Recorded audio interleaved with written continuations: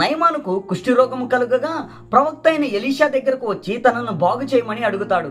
Elisha ప్రవక్త యోర్దాను నదిలో 7 మార్లు మునిగిన పిమ్మట నీకు స్వస్థత కలుగుతుంది అని చెప్పిన మాటకి తన యొక్క అహము అధికారము అడ్డముగా వచ్చి తన సైన్యములతో ఇలా పలుకుతాడు, మన దేశంలో అనేకమైన నదులు ఉన్నాయి కదా, ఈ దేశంలో ఈ యోర్దాను నదిలోనే స్వస్థత ఉందా అని ఎటకారంగా మాట్లాడతాడు. ప్రేమని దేవుని బిడ్డలారా, ఆ సైన్యంలో ఒక వ్యక్తి ద్వారా ప్రేరేపింపబడి 7 మార్లు మునిగిన పిమ్మట పసిపిల్లల వంటి దేహం కలిగి బహు విచిత్రంగా స్వస్థత పొందుతాడు. నేటి దినాన నేను మీకు పరిచయం చేసే ఒక నది కూడా అంతకంటే గొప్ప నది. ప్రేమని దేవుని బిడ్డలారా, యేసు క్రీస్తు అనే ఈ వాక్యము జీవవాక్యము నది ప్రవాహం వలె మన ముందు పారుతుంది. ప్రేమని దేవుని బిడ్డలారా, ఆ నదిలో మీరు మునిగితేనే స్వర్గానికి చేరతారు. అనేకమైన నదులు ఉన్నాయి, అన్ని నదులు కలిసి సముద్రానికే చేరతాయి కదా అని మీరు నన్ను ప్రశ్నించవచ్చు.